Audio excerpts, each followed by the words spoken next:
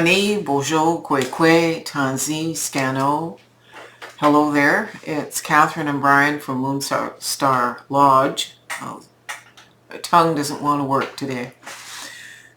And we're here from Ontario, Canada, and we run an Indigenous lodge and have for more than 40 years dealing with Indigenous art, spirituality, and education. And I have been a tarot aficionado since the early 70s with quite a collection of tarot, oracle, and books. So this weekly reading is for April the 13th to the 19th. It's an interesting week because we move from the fourth grandmother, looks far woman, and on the 17th it becomes listening woman. So let me read you a little bit synopsis of listening woman. It's her attributes that we are to take on if we are to learn about this moon cycle ahead, and all they really want us to do is look for or use their attributes to look at this little bit and not get overwhelmed by too much. So listening woman is the mother of Choe, the stillness, and inner knowing, the keeper of the discernment and the guardian of introspection, the interpreter of messages from the spirit world, the counselor and advisor, and the keeper of hearing. She teaches us how to enter the stillness and hear our heart's small, still voice within, how to find and understand the inner knowing we carry in our spiritual essences, how to listen to the viewpoints and opinions of others and the voices of the ancestors, how to understand body language and unspoken thoughts, hearing with the heart. She teaches us how to hear the truth. So, she comes in on the 17th, and right at the end of the week, beginning actually of next week's reading, we will talk about the shift from the shift into Taurus from where we are right now in Aries. All right, so let's go to the cards, Brian. So this week I wanted my arty farty decks, and so I have the Klimt Tarot. And then I have Impressionists, and I have Surrealists, and I have a whole series of different artists represented here, and also Odilon Redden. So the first card of the week is the Four of Swords, inviting us to experience a sense of deep, deep rest. Rest so deep we actually can move out of this earthly dimension into others. The ancestor card that I pulled, this is where you just can't make this stuff up, is the Four of Swords. So the ancestors are saying, not only do it, but own it and be rest, be the quiet. It's interesting that it's followed by the Three of Swords. And this card is very much about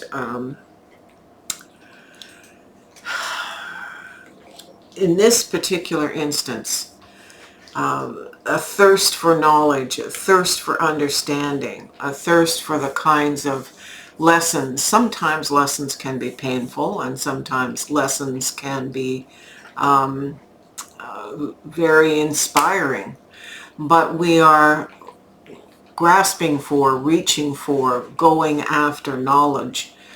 And one of the older Marseille-style interpretations of this is going after it with a naive heart. In other words, as if you're learning something for the first time and no presuppositions. We're not imposing any of our biases on the knowledge that we're learning.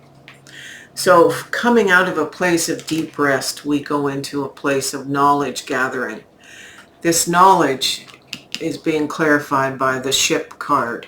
And this ship card says the knowledge itself is a journey, but it is preparing us for a journey. And I know that from a card that's coming up we haven't looked at yet. We've got the Hierophant.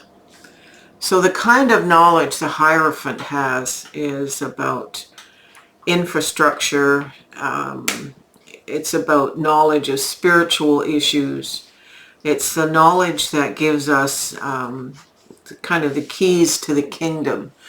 Not only the kingdom we live in this third dimension, but other kingdoms. So this is a very important card in this lineage that we're looking at today. It's followed by, or sorry, clarified by the Ten of Pentacles. So this knowledge that we're learning through the Hierophant archetype is going to cement our place in the world. It's going to give us our, what can I say, legacy. It's our legacy card. So we're not just on our own journey. What we gain and grow with goes out into the community and becomes our legacy. We will have everything we need. Time, money, material, possessions, all of these things which have a value to them, including our legacy. The next card here is the Moon. So it's using our intuition to do some deep diving into what this journey really means to us. And it's clarified by the Chiron card. And Chiron is about healing old wounds. It's about shadow work. It's about looking at things that may have stopped us in the past, but with an understanding that we're not wallowing in it. What we're doing is understanding it. Giving that understanding so we don't let past shadow or karmic issues color our journey. How might that interrupt the flow of where we're going? This really feels like a flow to me. We come next here to the Queen of Swords. So she's very, very much about perception and knowledge and clarity. There's no garbage in her view. And so when you add the capacities, the archetypal capacities, and the clarity of this Queen of Swords, with an understanding using Chiron to get at the underbelly of what needs healing, this is not illusory. The Moon becomes something that illuminates for us with our intuition unsullied by past issues. So the Queen of Swords is clarified by the Two of Wands. And the Two of Wands here is this journey. We're finally seeing that a new set of choices is coming. So we're at the choosing stage, bringing all this information coming out of a rested place. Lots of learning, so much learning that we take on the attributes of the, not the Emperor, the Hierophant. So then we go from the Queen of Swords to the High Priestess. So here we come back to, from intellectual clarity, back to a more well-rounded, intuitive place, because we do have the Moon in its metaphoric sense on either side of this Queen. And what this brings in is an element of love. This outsider art deck, this card is love, crush, admirer. The one who occupies the heart also occupies the mind. This can be a person, this can be an enterprise, this can be a journey and direction.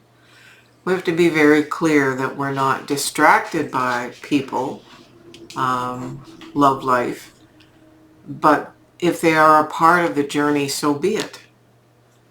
It's going to be different for every one of us, as this is a collective reading. And finally, we come to the King of Pentacles. So the King of Pentacles ties very nicely in with this Ten of Pentacles and with the Hierophant.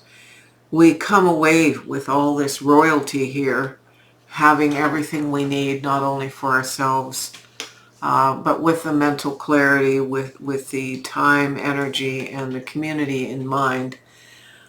We can't give to others unless we've given to ourselves, and that's an important part of this card. And it's clarified by the star. So healing, hopes, dreams, whatever caused us to need so much rest and to go into the night, to go into sleep. Sleep is represented here so many different times. It's giving us the basis, the foundation for all the knowledge we need to move forward. You can flip the camera, Brian. This is a powerful reading on a lot of levels. This speaks volumes to me, and I'm going to sit with this. I always keep the pictures for a little while. Sorry for the dog noise. We keep the pictures so I can study them. And this is one I will study and reflect on, particularly with Chiron involved, especially with this deep sense of needing rest. I don't do rest well. I just want to keep going and get her done. And so this speaks a lot to me in ways that I hope it will speak to you. Anyway, Brian, can you let her through? She wants through.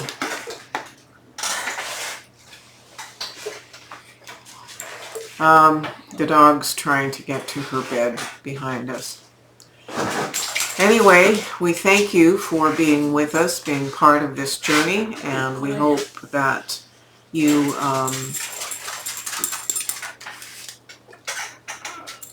if you haven't already, subscribe and leave us a like. I appreciate your comments. They certainly help with the algorithm.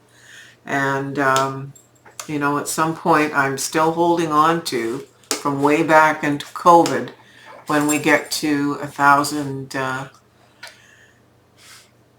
followers, I'm going to pick people for a reading, and a free reading just as a thank you. So send this along to your friends, and we appreciate all the links. If you click on the more button, the word more in the title, it takes you to how you can connect with us. I am doing private readings with channeling. It's channeling and cards when I do private work. So get in touch if you'd like that. Anyway, miigwech, and have a great week.